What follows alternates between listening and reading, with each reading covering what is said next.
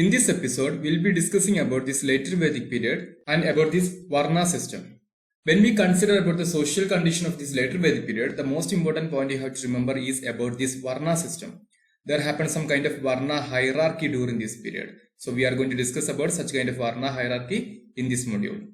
So what we can see in the later Vedic period, that is span between 1000 BC and continue till 600 BC. During this period, what we can see the emergence and development of the Varna system or the class difference among different categories of society.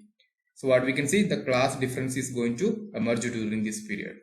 So the Varna system, that is the beginning of class structure, and this Varna ideology that became highly justified.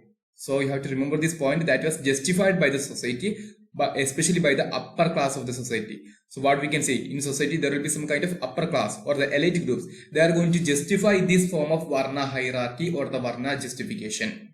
And there were, we can see, 4 important Varna classes. Varna differences can be understood. And this Varna theory or the Varna hierarchy, for the first time we can understand through this Purusha Sukta theory in Rig Veda. So what we can see in Rig Veda, there are 10 mandalas or 10 books. Among 2 to 7 are called as the parent books, and the book number 10, that is later written or written during the period of later Vedic period, or that book, that part of this Rig Veda is added during this later Vedic period into this Rig Veda, and that says about this theory called as Purusha Sukta or Purusha hymn. And in this Purusha Sukta Samhita, what we can see, there mentions 4 social groups such as this Brahmanas, Rajanya. There we cannot see the use of the word Kshatriya, instead they used Rajanya. Then Vaishya and Shudra. So Brahmana, Rajanya, Vaishya, Shudra as the 4 social groups mentioned in Purusha Sukta theory of book 10 of Rig Veda.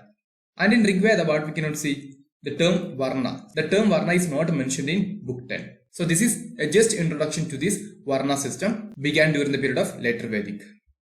So as per this Varna system, there are 4 groups, the Brahmin group, then Kshatriyas, Vaishya and Shudra. But what we can see, there were main conflict between these upper classes, meaning there were some kind of conflict between these Brahmins and Kshatriyas over the superiority. Both claimed superiority, and Brahmins being the intellectuals, Kshatriyas being the warrior group, they claimed their own supremacy. And the supremacy conflict was based on the symbolic representation of 2 Varnas. There were 2 important gods, one is God Mitra and God Varuna. And God Mitra, that represented the sacred power. So sacred power meaning the Brahmana's representation, the principle of Brahma. And the god Varuna, that represented secular and political power, and that was the principle of the Kshatriya or the Kshatriya group. And there is another concept called as Dvija. So Dvija, that literally means twice born. One is born by birth, and the one is born through Upanayana ceremony as the second birth. So there was this concept called as Dvija. And this is attributed only to the first 3 Varna. So what we can see, the people called as Shudra, they were excluded from this concept or from this sacred thing Dvija. So what we can see, the first 3 Varnas, the Brahmins, Kshatriya and Vaishya, they were eligible to perform the Agnideya or the first installation of the sacred sacrificial fire. And that marked the beginning of ritual activities prescribed for this householder. So what we can see, for this Shudra community, they were excluded from the Dvija, and they were also excluded from the Upanayana ceremony and Agnideya ceremony. Another thing, the Rajasuya sacrifice that we can see through this Aitareya Brahmana. According to this Aitareya Brahmana, in the Rajasuya sacrifice, there endowed specialities for these 4 Varnas. So what we can see, there are Brahmins, Kshatriya, Vaishya and Shudra. They were attributed with certain qualities in this Aitareya Brahmana, especially in the Rajasuya sacrifice. So Brahmins, they are the Tejas people. People having Tejas or luster. And Kshatriya having the Virya, the valor people or the warrior class. And Vaishyas, they belong to the Prajapati session and having some kind of procreative powers. And Shudra, they were the Pradishta, having some kind of stability. So these were the 4 major special qualities attributed to these 4 Varnas according to the Rajasuya sacrifice mentioned in the Aitareya Brahmana.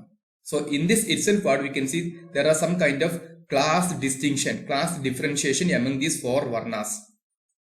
Now let's understand the major qualities of each Varna. So already we have discussed that the Brahmins, they are the elite group having the Tejas, and they are the priest community. or the high class people having some kind of intellectual power. So intellectual and sacred powers are attributed to these people. Next is the Kshatriya. Kshatriya, otherwise called as Rajanya. Rajanya is mentioned in the book 10 of Rig Veda. And they are connected with strength, fame, ruling and warfare. Hence establishing their Virya power, Virya supremacy or valor. Next is Vaishya. Vaishyas, they are associated with the material prosperity. Animals, food and production related activities, they are the main economic source of that period. So what we can see, the main economic activities were led by these people called as Vaishyas. Next is the Shudra community. The last session, who were excluded from this Dvija concept. And they had to serve the 3 other higher Varnas and performing some kind of menial task. So as per the system, Brahmin, Kshatriya, Vaishya and Shudra, the Shudra people had to serve other 3 sessions of the society. So that's their major duty. There is another reference called as Dikshita. So there is another word called as Dikshita, and the word Dikshita means one who had undergone initiation for a Vedic sacrifice. Such kind of people, they were not supposed to speak to Shudra. So basically what we can see, these Shudra people, they were excluded in the mainstream of society in any sense. And we can see the slaves, both Dasan and Dasis, meaning what the male and women slaves, they are mentioned among gift items in the Danas Stutis. So what we can see, there were some kind of slave gift practices during this later Vedic period.